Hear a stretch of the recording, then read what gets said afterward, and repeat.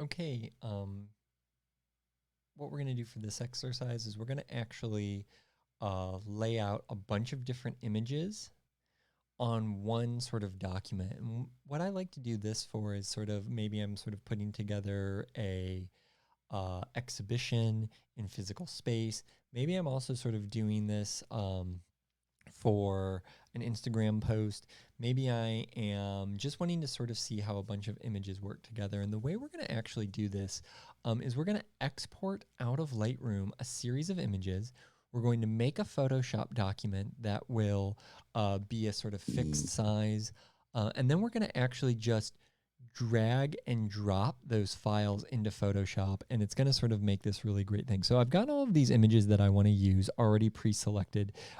It's in a collection set, so they're all edited. They're exactly how I want them. So I'm going to select all. I just did a Command A on that, and now what I'm going to do is I'm going to go to File, Export. And what I'm going to do is I'm going to now make a preset that's going to sort of work for my setup. So what I'm going to do is I'm just going to call this multi-image demo. You could call this whatever you want to call it. I'm going to make my image file format a JPEG. I'm going to keep it in the sRGB color space. The quality is going to be 100%. I am, however, on this one, I'm going to make this 180 pixels per inch. You could pick whatever, and I'm going to make these 1200 pixels on the long edge, okay? I've got my choose folder later export settings, so I'm going to sort of do this. And so now what I'm going to do is I'm going to say export. And I'm going to go ahead and put these on the desktop in a new folder, and I'm going to just call this Scale Multi-Image Demo, and I'm going to say Create. And now, as you see in my Finder, all of these images are starting to show up. So I've got all the images. I'm not totally worried about the exact names of this at this point. This is just kind of a fun demo. So while that's happening, what I'm going to do is I'm going to go into Photoshop. And now into Photoshop, I'm going to go to File, New, and I'm going to create a canvas for all of these images to sort of live on. In this moment, I'm going to switch to pixels because I know that I exported these out at 1200 pixels on the long edge. So I'm going to make the height a little bit higher than that. I'm going to make it 2200. I'm going to make the width maybe like, let's just say 6000 at this point. Let's maybe make it 8000. Again, we can always add on the canvas size. And then my resolution, I'm going to keep at that same resolution that I sort of set up in the export.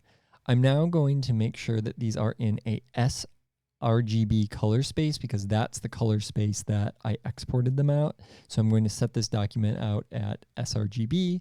I'm going to create, and just real quick, I'm going to do a quick file save as on my computer in my multi-image, and I'm just going to call this Scale Master Image 01. You can name this whatever you want to name it. So I'm going to go ahead and I'm going to say save.